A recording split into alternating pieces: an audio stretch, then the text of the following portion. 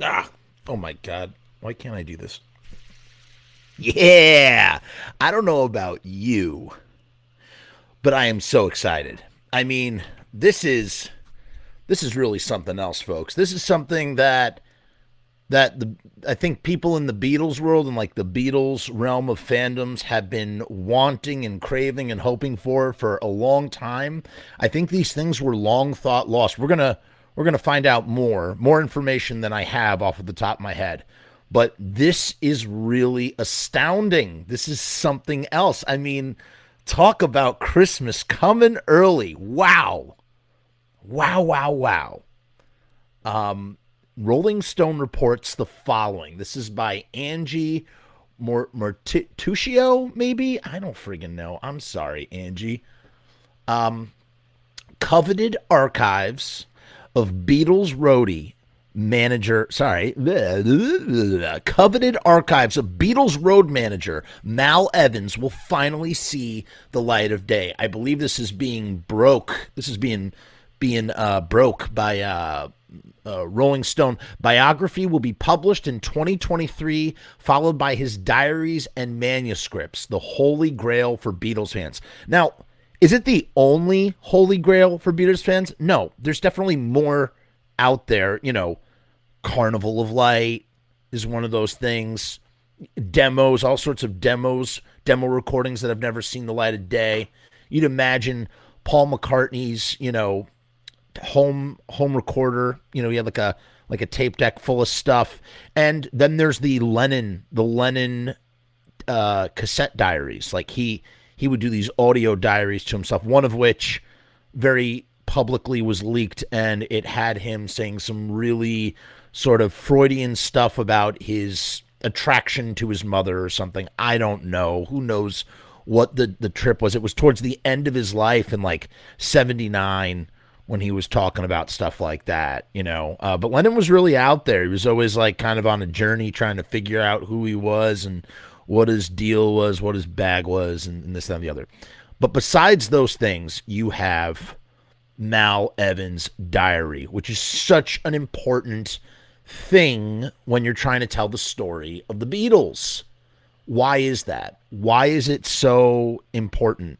Okay, let's take a look at it. We have to think about Mal Evans. Okay, so if you're a Ramones fan, Monty Melnick, who we had on the show, is essentially the Mal Evans equivalent for the Ramones. Okay, he was there from the very, very beginning all the way to the end with the Ramones and beyond.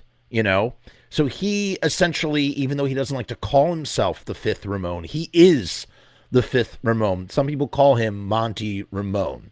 And in that same way, Mal Evans is the sixth Beatle, because you had a bunch of fifth Beatles. Billy Preston was a fifth Beatle. You had a bunch of different fifth Beatles, but George Martin was considered a fifth Beatle. These were musical collaborators with the Beatles who were said fifth Beatle. But besides them, if you had to say who would be the sixth Beatle, it would be Mal Evans. This guy is as inner circle as it gets. He knew everything. You know how they say if these walls could talk? Well, Mal Evans was those walls. You know what I'm saying? Mal Evans was the walls. And boy, did he talk. He talked in his diaries, matter of factly, like not like, secretly, clandestinely writing things down, just sort of documenting his day in the life, if you will. And it just so happened that like he would just write down these things so matter of factly. And here's the key part here. Just like Monty's book, On the Road with the Ramones, which you should go check out. It's available on Amazon. Make sure you get the bonus edition. Monty wants you to buy the bonus edition. Very important. But the just like On the Road with the Ramones, Mal Evans' manuscripts and diary are going to give you this incredible point of view that's not coming from John Lennon, not coming from Paul McCartney, because at the end of the day, and it's the same with any band, every single person's opinion of something is going to be weighted in their favor or in their bias in some way, shape, or form, which in turn sort of takes away maybe from getting a full picture appraisal. If you're a fan like me, if you are a consumer, of an aficionado, whatever you want to, however you want to catalog yourself, however you want to describe yourself, if you're like me who pores over this material as from a historian perspective, because that's what I like to do with all, my obsessions. I look at it from a historian perspective, and that's how I sort of take things in on like this academic level. You're trying to glean information that might be the most accurate to reality. And like I said, whatever Paul McCartney says, it's going to be weighted with a Paul McCartney slant. What makes Get Back so fascinating, you better keep your eyes peeled for part 2 of our review. I haven't watched part 2 yet. It's been very busy around the house. I will. It's 3 hours, man. It's a lot to watch, and I'm taking notes while I'm watching it. It's not easy. It's not easy to do. But the difference between, say, Get Back and just Paul McCartney doing an interview is that the footage is the footage. And the footage is presented to us how the footage presents us, even if it's done through those filters. Remember, we talked about the filters. The first filter is that, there's a camera watching the Beatles, so therefore they're watching how they react. And then you have Peter Jackson, the editor, and then you have Paul and Ringo and Yoko. So those are the 3 filters that footage needs to get through. But that footage is still that footage. You know what I mean? Like, nothing can change what it is. You can change the editing a little bit, but what you're seeing happening in the picture is the honest appraisal of what's happening in that picture. It's a little bit different when you're talking to someone like Paul McCartney or Ringo Starr, or John Lennon or George Harrison about things from their perspective. Look at all of John Lennon's interviews and how they are slanted in a certain way. Some would argue that they're just brutally honest. Others would say that he spoke with great hyperbole, or that he was very pedantic, or that he was, very flippant. And he was very flippant. 1 minute he'd say something that was raw and truthful, and then followed up without an outrageous claim. John Lennon once claimed that Ticket to Ride was technically the first heavy metal song, because of the musical structure was very reminiscent of heavy metal, I guess, in some way, shape, or form. The droning riff that drives the song was heavy metal, just slowed down a lot with a slower tempo. So it's like Lennon would say all sorts of stuff. And then Paul, it's the same thing with Paul. Look at the Anthology Project, which was sort of helmed by, Paul, well, really by Apple and Paul and George and Ringo to an extent. Look at how they contextualized Let It Be and Abbey Road in the 90s. Oh, Let It Be. Yeah, we flubbed, and we realized that we were breaking up. So we just wanted to have one more go at making a happy album. They completely do not mention any of the stuff that happened with the great Alan Klein Civil War, right? That just ripped the Beatles, that gave them their final, that made Abbey Road the final curtain call that it would eventually be known as. You know what I mean? Not curtain call. What do you call it? Swan dive, I guess, maybe something like that. So it's just to find material like Mal Evans' diary is just so extraordinary. And the fact that the family is okay with it being released. Mal was a fiercely loyal, roadie, lackey supporter of the Beatles, fiercely protective of them. I mean, he saw, like I said, the walls could talk. I mean, he saw everything. He saw all the infidelity. He saw all the drug use. He saw every nasty argument. He saw all of it. And not that those things are all necessarily like sinfully bad or something. They're just the realities of the Beatles being the Beatles, man. The Beatles were people, and they did that kind of thing. Hey, what's up, Amy? How you doing? Right, yeah, I was at a loss for words there. The Swan song, not the last curtain call. Well, I mean, I guess that both, right? That both kind of works. In any case, Mal Evans' diary is the Holy Grail, because it's going to give a perspective that may be weighted in various different Beatles' favor, because as we said, he was a fiercely loyal kind of guy, but it's also going to give unbiased sort of perspectives on a variety of things, hopefully, assuming that, and again, I don't know if it's a diary or if it's diaries. I mean, again, he was with the Beatles for almost 10 years. So who knows? I mean, even longer if you want to include the solo stuff. So it's like, who knows? He was there from 62, probably at about 74, 75, something like that. You know, it's kind of, maybe not 75, maybe that's too late. Maybe 74, 73, 74, something like that. He was often credited for Tea and Sympathy on a lot of different Beatles albums. Solo Beatles albums, I should say. Let's read on. Let's read on here. While you and the rest of the world have been watching Get Back, you've probably noticed the tall, bespectacled gentleman dressed in impeccable turtlenecks. This is Mal Evans, the Beatles' road manager and longtime confidant. That's the perfect way to describe him. He is a longtime confidant who died just 7 years after the footage was captured. They say died, but I mean, he was kind of murdered. He was kind of killed, but more on that in a minute. Decades later, he's finally getting his due with a biography set for 2023.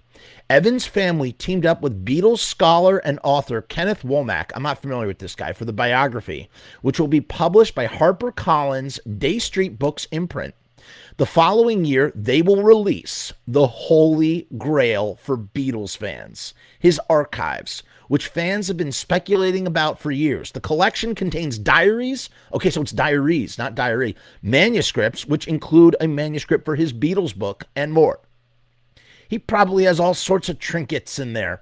The Beatles hired Evans as their road manager. Oh, I'm sorry, it was 63, but he knew them longer than that.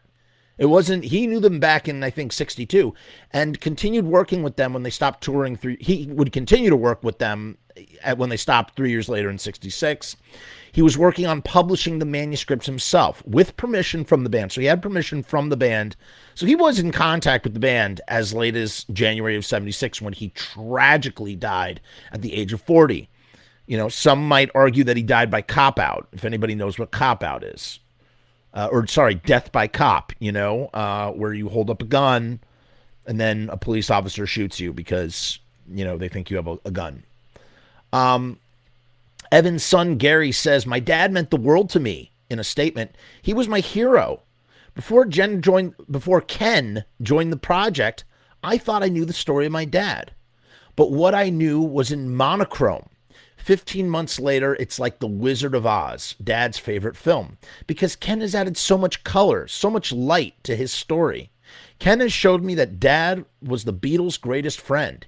He was lucky to meet them, but they had more good fortune with Dad walking down the cavern steps for the first time." Okay, so that's the first one, right? That's the first one we're going to take a look at. And what I want to look at is, this is an interesting blog that kind of talks about the importance. This talks about the importance of Mal Evans, his role in the Beatles' sort of lives, during their time together as the Beatles. And I think it just does a really good job of just sort of highlighting all of that. So we're going to take a look at that real quick. This is from the Elsewhere. This is from elsewhere.co.nz, okay, by a guy named Graham Reed from July 2nd, 2018. He says, "We need to talk about Mal Evans in the Court of Kings." Ready? This is good. This is a good read. In January of 1976, when the 4 LA police were called to a disturbance in a motel, they were confronted by a huge, semi-naked man who was angry, seemingly high and out of control, and carrying what they took to be a firearm. When he wouldn't drop the weapon, an air rifle, as it happened, they shot him dead. And so ended the life of Mal Evans, at just 40, a bit player, but always near the center of one of the greatest stories in popular music. When his ashes were posted back to his homeland Britain, they went missing. Evans' longtime friend John Lennon apparently quipped, "They should look in the dead letter office," which is a really sad sort of statement to come out of John Lennon. Like, what a thing to say. However, John Lennon was known for that sort of acerbic, banter, especially around things that he had deep feelings about. When George quits the Beatles and throws everything into, disarray, Lennon, without missing a beat, says, "Hey, let's just get Clapton." Of course, that's not how he felt inside. So I have to imagine, I want to give Lennon the benefit of the doubt. We know that Lennon could be monstrous. All those guys sort of could take their turns well, maybe Paul and John could really take it. George too, man. I feel like the only one I feel like the only one who's just a lovable dolt here is Ringo at the end of the day. But Lennon could be monstrous in a variety of different ways. So I mean, it's possible that he really said it so lackadaisically. Is that the right way to say that? Lackadaisically? But who friggin' knows, man? Who friggin' knows? But yeah, it's so tragic. His ashes went missing. I really don't want to believe that Lennon said that. There was another nasty quote attributed to Lennon 2 years after his death, mind you, by a British comedian who said, acclaimed, who made a joke. He made a joke, and then people thought this was an actual Lennon quote. He joked that Ringo, when John Lennon was asked about Ringo being the best drummer or being a good drummer, John laughed and said he's not even the best drummer in the Beatles, which wasn't even true. John never said that.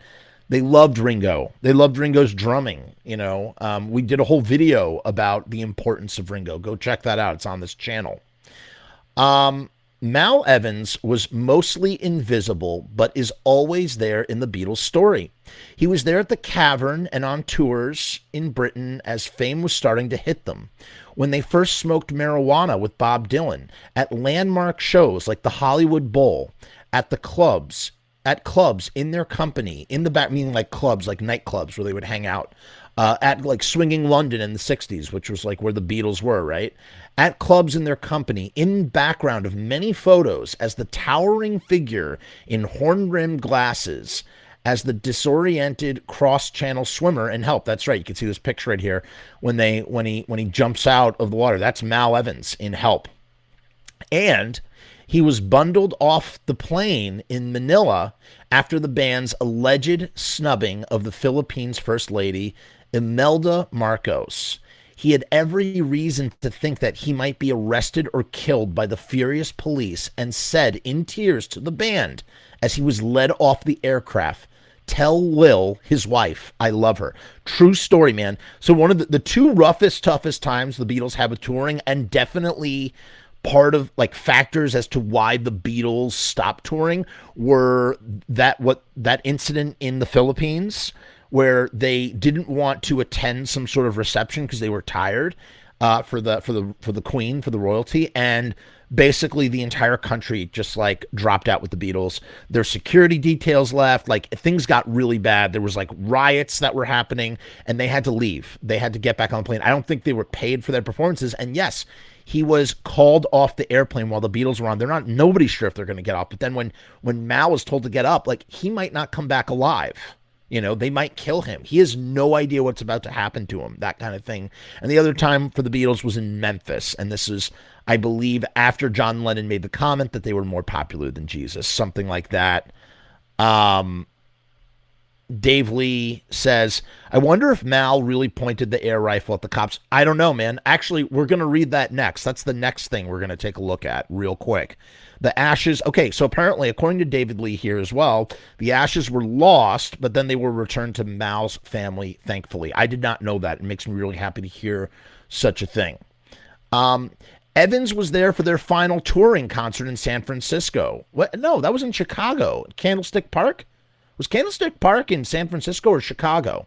He remained friends with them as they all retreated into the studio or their own nascent solo careers. I mean, he was on salary with the Beatles for a pittance, by the way. I mean, the Beatles were so rich and they never rewarded him with riches. And, there's all sorts of like, pettiness and nastiness on like Paul McCartney's part. Like supposedly like, he tried to sue the family for like selling, handwritten lyrics, you know what I mean? Stuff like that, which I think is kind of a bummer.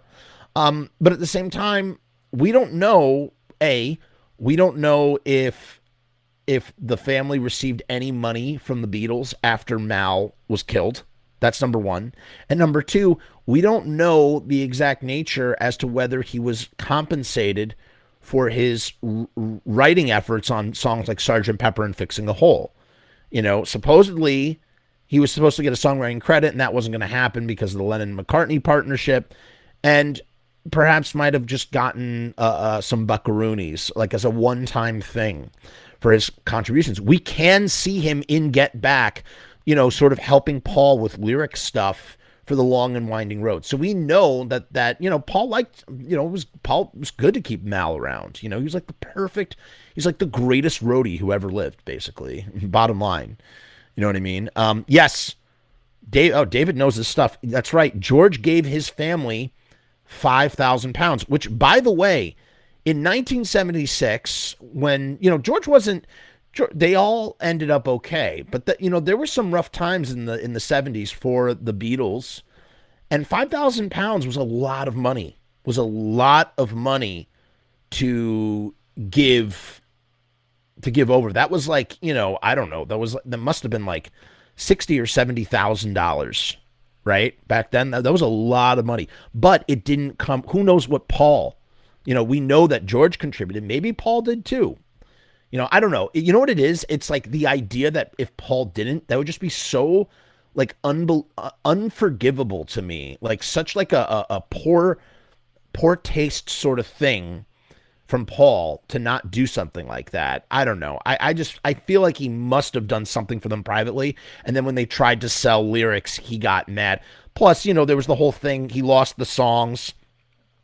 Paul was always, trying to buy up little scraps of paper with lyrics on them and stuff, because they would just discard this stuff in the studio, not thinking anything about it, not understanding if these handwritten Beatles lyrics were like, archival treasures that would be worth hundreds of thousands of dollars later, Even the drawing that Julian did that inspired John Lennon to write the song Lucy in the Sky with Diamonds went for, six figures, something like that. I mean, this stuff is worth a lot of money.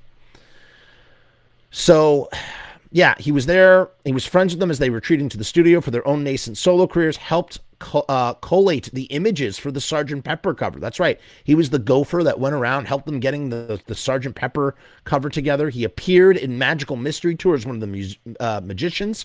He sang gang vocals on Yellow Submarine and What's New Mary Jane, which was an outtake for the White Album sessions. It was one of the many demos that they did at George's studio when they brought songs back from India in 1968. He plays sometimes on sessions within the limits of his abilities. He was with them in Rishikesh with the Maharishi.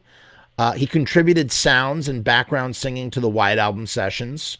He even, they say flatted with McCartney, which means flat. That's like an apartment. He roomed. He was Paul McCartney's roommate for a while. He was on the roof of Apple for their final brief live appearance. Now, the other guy in the picture here, the other Sixth Beatle, is Neil Aspinall, who also happens to be the father of Pete Best's brother, Rogue Best, because he had an affair with Mona Best, I believe, while she was still with Pete's husband. I mean, he literally banged his friend's mom. Sorry, it's not funny. But he's the only other one with the same kind of perspective. Neil was, and he passed away in 2008. He passed away. So he was on the roof. So Mal was on the rooftop.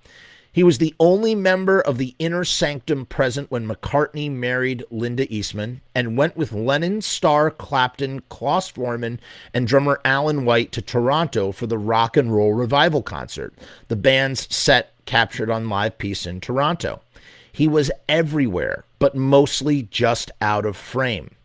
Yet Mal Evans always stood out in the crowd. He was almost 2 meters tall and was there with the Beatles before the beginning. He was a 26-year-old telephone engineer married to Lily with a child in early 1962. I guess the child was Gary, right? When he first saw them playing at the Cavern in Liverpool. And although he was an Elvis fan, he was immediately taken with them. Now, remember, too, the Cavern is where, the Cavern Club in Liverpool is this iconic place, which was since remodeled since the original Cavern Club with a crazy dome, underground sort of like cellar vibe. And, that's where the Beatles really sort of, if they cut their teeth developing their musical chemistry in Hamburg. They then cut their teeth developing the beginnings of what would be their home fan base at the Cavern Club, performing there all the time, lunchtime sets, just all sorts of stuff. So that's where Mal comes into the picture. They became friends, even to the point, and as Mark Lewinson notes in The Beatles, All These Years, Volume 1, Mark Lewinson is the godfather of Beatles historians. This guy, hands down, is just, he probably understands the Beatles and the Beatles history better than anyone. He's more researched than anyone, and he's also the only guy, one of the only guys, who got to listen to every single Beatles tape, like recording from the Beatles, vaults. He got to listen to all of it, all the takes, everything. He listened to everything the Beatles ever recorded in the studio and cataloged it in The Complete Beatles, which is an incredible, incredible book that you should check out if you have not done so. So he says that after they became friends at the Cavern Club, Mal would announce songs, and they, oh no, sorry, not Mal wouldn't announce the songs. The Beatles got to know Mal so well at the Cavern Club that they started to announce some songs with a play on his name. This one's for Malcontent. This one's for Malfunctioning, meaning they would announce a song and then dedicate it to Mal and then sort of doing a little alliteration on his name. He became a doorman at the Cavern on Harrison's suggestion, and in the middle of the year, when it was apparent that the Beatles were needing some buffer between themselves and their increasingly excitably fans, Harrison suggested a new career to Evans, apparently saying, You're big and you're ugly enough. You're big and you're ugly enough. Why don't you get a job as a bouncer? Then you can get paid, get into the band room, and meet the bands. From that point on, he was a part of the band's increasing inner circle, but invaluable as their bodyguard, come roadie, come sound man, come general factotum. So he was also the sound man, too. I mean, just an absolute, integral part to their operation. Rue is at work right now listening to us talk about the Beatles. I mean, it really is something else. So from that point, right. So the roller coaster ride lasted right up until the notorious Alan Klein arrived at Apple to cut costs and cut staff. Evans was out. So remember, we talked about that, as we've talked about many times. I mean, we might have to do a whole video just about Alan Klein and what happened with him. But Alan Klein comes into Apple. He sees that they are, oh, you like the, you guys like the impressions. They're terrible. They're not even good. They're not even good Beatles impressions. If you really want to hear a northern accent, a Liverpudlian accent, you got to listen to the Zombina and the Skeletones episode on this channel, because they're from Liverpool and they really talk well with that accent.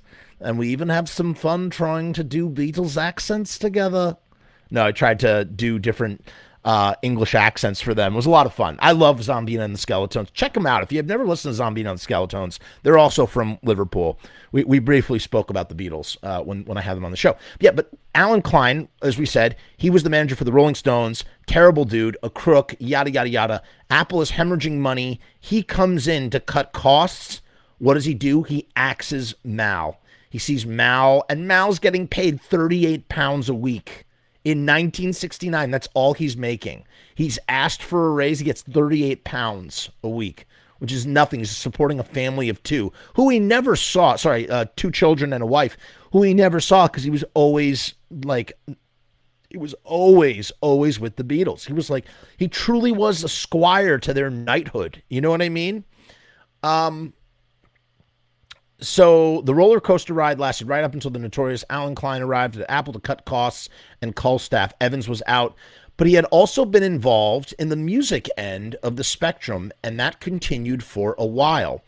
Evans was the man who had brought a band called the Ivies to Apple. You may have heard of the Ivies. They changed their name to Badfinger.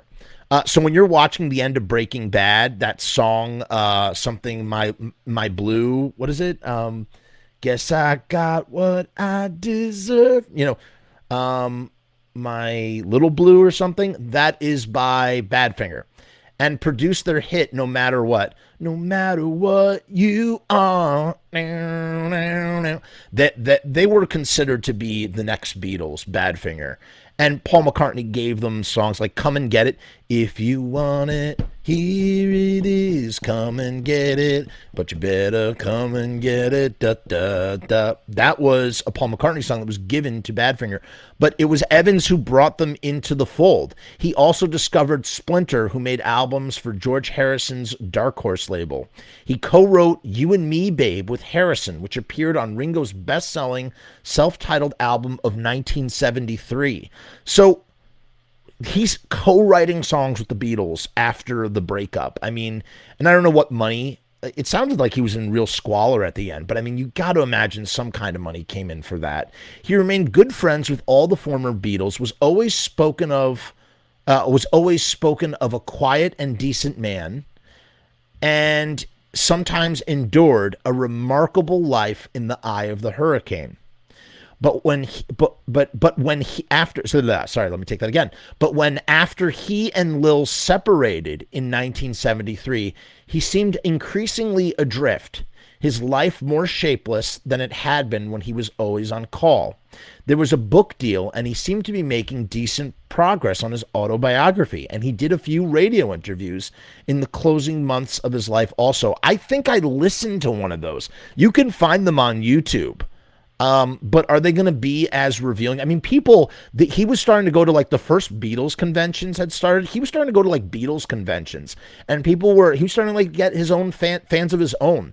In today's day and age of social media, Mal Evans would be eating for the rest of his life off of those 10 years. I mean, he would never have to worry about another thing again. He would have his own Patreon and just doing videos about behind the scenes life with the Beatles. I mean, he would be making a friggin' killing. He would have had that book. I guarantee you, after this biography comes out, they are absolutely going to do a biopic on his life. I really would. I feel like that's the best way to tackle a Beatles thing. You're never going to ever be able to properly recreate all of the events in the Beatles' life. So the best way to do a Beatles biopic is that you have to approach it from the point of view of somebody who was there. And there's another book, Jeffrey Emerick, he wrote a book called Here, There, and Everywhere, which contains a lot of inaccuracies and a lot of people who are kind of like, think that his memory isn't that great, wishy-washy. But as a narrative read, it is absolutely fascinating. And if you are obsessed with recording, like music recording and stuff, and the history of music recording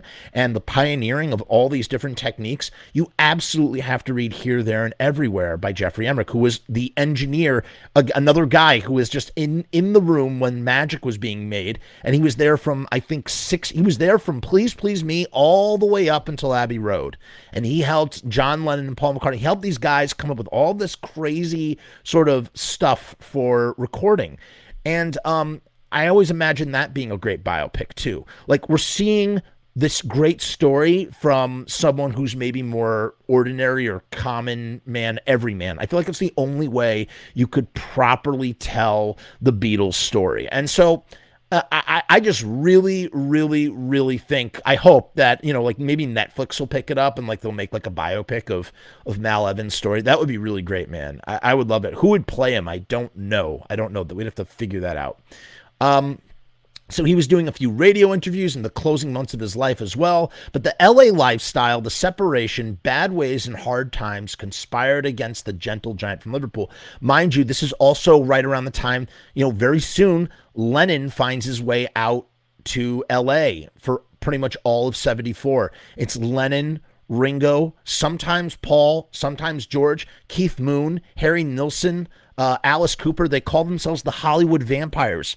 And this is what's known as John's Lost Weekend, when he got drunk on Brandy Alexander's, which is brandy and milk. That was John Lennon's favorite drink of choice. And he had a girlfriend, because he had split up from Yoko. He had a girlfriend named May Pang, who was also very, very inner circle in the mythology of Lennon's mythology from 1970 to 1975. May Pang is basically his constant companion an assistant for John and Yoko, and it's Yoko who says to May Pang, "Go off and be with John," while we're splitting up and trying to figure this stuff out. You know what I'm saying? Um, Amy says she's in study hall listening in. I'd rather listen to Beatles history. So great. That's right, Amy. That's right. That's awesome, Amy. I love that. Love that. Friggin' being in study hall listening to a dude on the internet talk about the Beatles.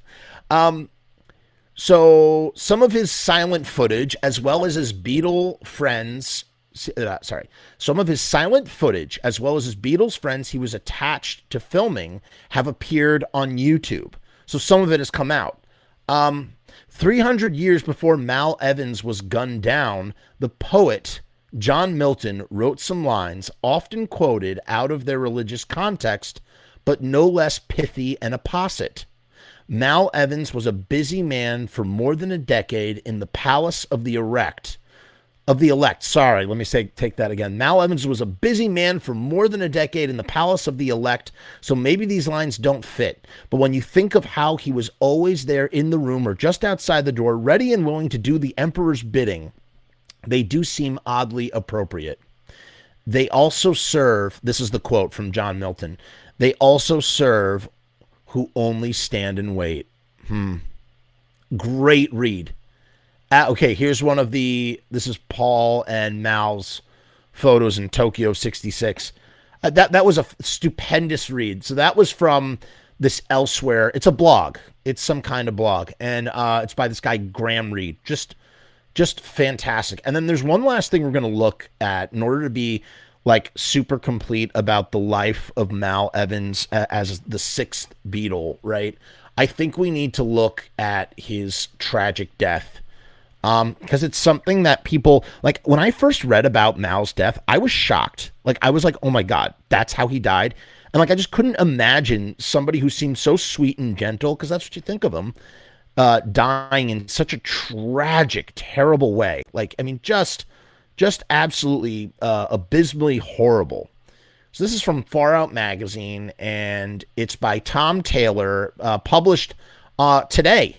It's published today on Friday, December 3rd, 2021. For 7 years, Mal Evans was the road manager for the Beatles from 1963 to 1970 as they assailed musical heights that have never been matched. Ensuring that the most famous outfit in history ran smoothly was no easy task, but Evans achieved it with such breezy aplomb. Wow, what a word. Look at this word. Let's take a... Wow. Looking this up. Sorry, Dagger. Hey, Dagger, how you doing, man? How you feeling? You feeling better? Hope you're doing well. Dagger wasn't feeling too good. Hold on one second. Let's look this up. Look up aplomb. Sorry. One more time.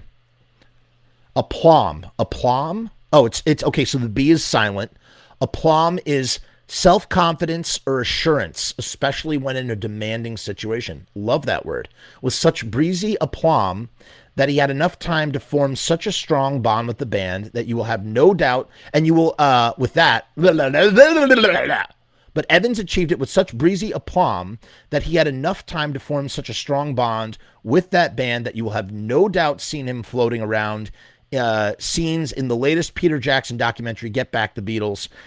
I think the best scene so far that I've seen in the first part is you see Mal Evans' dedication and interest when he is charged with banging an actual anvil. Paul McCartney, they're trying to do Maxwell's Silver Hammer, and Paul says, let's get an actual anvil and use it to bang down for the sound, which is just so great. And you see them rehearsing it, and it's phenomenal. Okay, Dagger's almost at 100%. That makes me happy. I'm glad to hear that. And every time that bang comes down, clang, clang, that's Mal Evans, man. Mal Evans, if you listen to A Day in the Life and you hear them counting out that middle eight section, 1, 2, like during the what's known as the orgasm of sound, the pianos, when you're going 1, 2, 3, 4, he's supposed to count out to a count of 8. That's Mal Evans doing that. Tragically, however, 6 years after the Fab Four parted ways, strange circumstances led to Evans's death in a tragic turn. Prior to the Beatles, Evans had worked, we know this, blah, blah, blah. He was a telephone engineer, and he was a bouncer at the Cavern Club, and that's where he met the lads. In tandem with Neil Aspinall, Evans became a central figure in the management of the band, and his jovial approach helped keep things on an even keel when they could otherwise turn hairy. It was also a relationship that ran both ways. During his time with the history-making band, Evans also picked up a few musical tips, and he eventually remained in the industry after their split as a record producer. In fact, he even scored, as we talked about, the top 10 hit with Badfinger, No Matter What You Are. You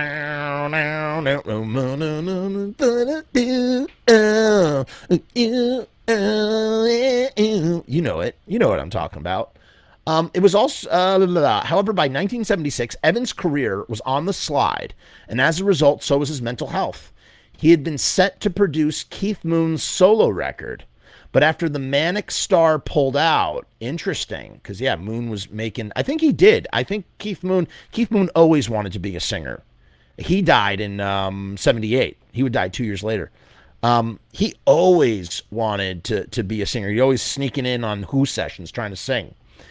So Mal Evans was going to produce that, and obviously they would have bonded and gotten tight again, at least in 1974 during the Lost Weekend.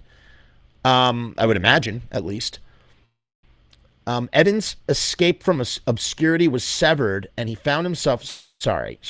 So he pulled out, and Evans escaped from obscurity. So the Keith Moon solo record was going to really launch. He thought it was going to launch his career. I'm sure it would have. But it was severed, and he found himself in a despairing state. At the time, he was also working on a Beatles memoir, Living the Beatles Legend, with co-writer John Horney? I don't know. On the morning of January 5th, Evans was so sullen that his girlfriend, Fran Hughes, phoned Horney, I don't know how to pronounce that, and asked him to come to the apartment in the hopes that he could be talked out of his slump. The author arrived to find Evans really doped up and groggy. Things took a turn for the worse when Evans became agitated and brandished what turned out to be an air rifle. The author, Horney, whatever his name is, I'm just going to call him Horney. I think Horney works. Horney phoned the police and tried to get them to defuse the hostile situation, informing them that Evans was on Valium and wafting a rifle around in a state of confusion. When they arrived, Evans began pointing the air rifle at them and refused to lower his weapon. So it really does sound like what is known as death by cop, or a cop out. He was depressed. He wanted to end it all, and he did it with an airsoft rifle. So fucking tragic. The police at this stage were apparently unaware that it was merely an air rifle, and they opened fire on Evans after a standoff. 6 shots were fired, and 4 of them struck and killed Evans, the same number of shots that would strike John Lennon for 5 years later, 4.5 years later. Whilst it'll be 4 or 5, no, it'll be 5 years, about 5 years, right? December 80, that's almost to 81, it's 5 years. Whilst none of the former Beatles attended his funeral, that's another thing too. They say that they didn't attend the funeral, but you'd imagine, I don't want to defend the Beatles, because the Beatles have done some dickish things. They were dickish to Pete Best. I mean, they've done some stuff. They've done their share of things over the years. However, and I saw this online, you would imagine that the 4 Beatles being in the same place post-breakup, amidst, years and years and years, 6 years of reunion rumors, might either A, detract from the death of Mal Evans or his funeral, or just a bunch of things. So they could at least hide behind that excuse, whether it's true or not.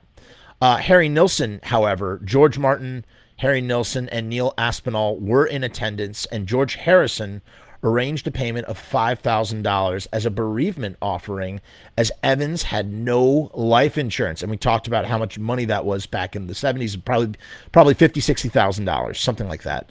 In the intervening years, several personal items have fortunately been recovered and auctioned by his estate, helping to usurp his dark, tragic end with the memory of a colorful life he lived before. He may not have been fundamental to the Beatles, but his cheery disposition certainly echoes in their Over, oh man. And sometimes it is even more than an echo. As Benmont Tench once said, I loved Mal Evans holding one note down on You Won't See Me from Rubber Soul. So I guess they needed him just to hold one note for something. Because that's what Mal was, man. He would just like, oh, Mal, come here, do this thing real quick. We're all busy with holding our instruments. Come here, bang this anvil. Hold down this one note for You Won't See Me, you know? And I guess some, you know, little excerpts of his diaries have leaked out. That's how we found out, you know, it was a great revelation some time ago. We found out that Mal Evans had possibly written, or indeed did write or co-write, Fixin' a Hole and Sgt. Pepper's Lonely Hearts Club Band. You know what I'm saying? So it's like little snippets have come out, but the whole kit and caboodle has never seen the light of day. This is huge. It's a really big deal. But I guess there's some excerpts here, even on YouTube. Look at that, 4 minutes. It seems to be like an audio version of his diary. That's really, really cool. So we'll see what happens. We'll see how it comes out, what comes out. Jody, everybody in this chat, this stream, has told us what they are doing while they're listening, which I do appreciate. I'm not saying I'm not complaining here. I'm just noting. I find that funny. So we've arrived at the end of the show. I'd like to talk to you about our sponsor. That's right. We are now sponsored officially. Do you need stickers? Do you have some sort of artistic project? Are you a filmmaker? Are you a musician? You know, do you have some kind of business? If you need stickers, you need to check out riotstickers.com. That's what the From Us channel is now powered by. We are powered by Riot Stickers, and we are running a special partnership promotional deal with riotstickers.com for the next 6 months. When you use the promo code FROMUS, you can get 50 3-inch by 3-inch, it's like a square, 3-inch by 3-inch stickers, vinyl stickers from riotstickers.com for $29.50. That's 50% off. So it's $59 for 50 stickers, which is also a really good deal, but you are not going to find a better deal. $29.50 for 50 3x3 stickers. And that's at riotstickers.com with the promo code FROMUS. 50% off. And if you go down into the description of this video, you will see the promotional deal. All the information I just said, you will see down there. I know a lot of people that have used Riot Stickers. I personally myself have worked with Riot Stickers in the past, many years ago, and I stand by their business and their product. And Josh, who runs riotstickers.com, he's a great guy. And so that's what I'm saying. If you need stickers, you should definitely take this deal up. You know, if you like die cut stickers too, which are like the stickers where they have what's it called? Like a shape, like a very customizable shape. You can get those for $34.50. I mean, that is, again, 50 of those for $34.50. You're not gonna beat that friggin' deal. Hey, Crazy White Boy is telling us what he's doing too. He's cleaning. He's cleaning with us while he's watching. So, guys, I mean, if you need stickers, please go check out riotstickers.com. Very important thing to do, and just so you can see what they are all about.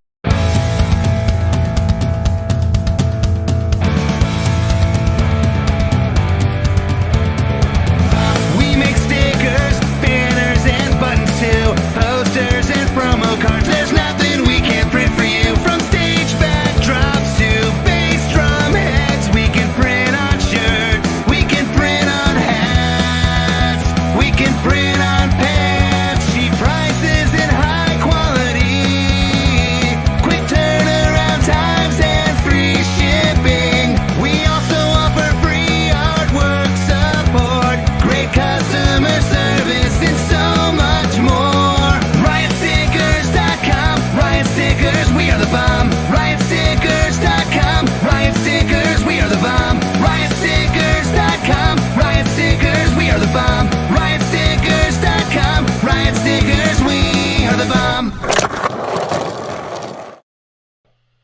Riot Stickers, we are the bomb. Love it. Love it. I love it. So that's another episode. I recently shot a feature-length film. If you are a Patreon, you'll be able to see that on Sunday. It is, it's something. It's definitely something. I wrote a whole thing about how we did that, and it was quite an achievement, and I'm very grateful to have done it. And that's going to be at the Sick and Wrong Film Festival, 72-Hour Debacle, which will be streaming on Saturday as well. But it will be deleted immediately after it's streamed. So if you miss it, but you're a Patreon, you can catch that film, or at least that version of the film, only available on Patreon. Eventually, it will premiere on YouTube once we sort of we're gonna fix it up a little bit. It's really rough around the corner, rough around the edges. Remember, I made this film in 72 hours from start to finish. Not easy to do. Not easy to do a feature-length film in 72 hours. So we on a cell phone, no less. I'm not even really sure. I mean, it kind of has a plot. It definitely has a plot.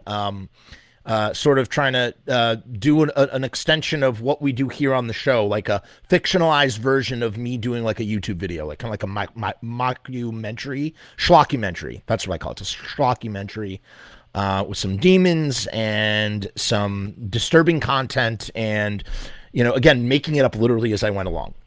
So it was very fun. I really enjoyed doing it. And if you want to see that and you don't catch it on the when it premieres on Saturday, it'll be premiering in the middle block, the Sick and Wrong Film Debacle. Then you can join the YouTube Casualty Patreon. Actually, I think that's available for all Patreons. Doesn't matter if you're a Murdergram or a YouTube Casualty. You should be able to watch that. That's kind of like a freebie for everybody. If you are a Patreon. What is the Patreon, you ask? What is the Patreon, you ask? Time to find out. Peace and hair grease. Hey guys, what's going on? It's Jeff. So I've decided to make a Patreon. What is Patreon? I don't know how to define a Patreon. Let me look it up.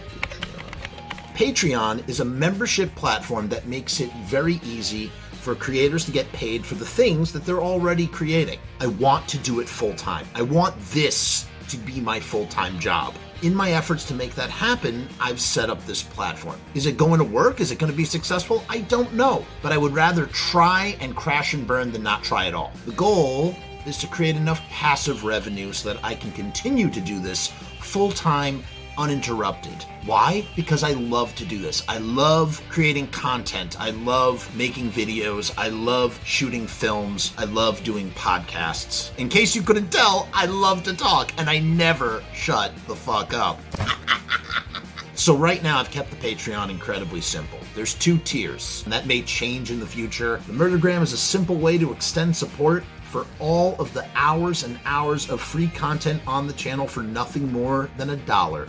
38 cents goes to Patreon. What's $1.38, eh? It's less than a cup of coffee, but it's a great way that you can show support for very little effort. When you divide that $1.38 by the hours and hours and hours of time spent listening to this endless drivel of content, the dollar cost average works out. Next up is the YouTube Casualty for $6.66. The YouTube Casualty is loaded to the gills. Enjoy the archive ad-free, as well as ad-free early access to special docu-style podcast videos, music reaction commentaries, and the like, a month before they drop on YouTube, loaded with ads, I might add. You're also going to get exclusive content and behind-the-scenes content that is not available on YouTube or anywhere else. So you get to peek behind the veil. And believe me, there's a couple of choice pieces.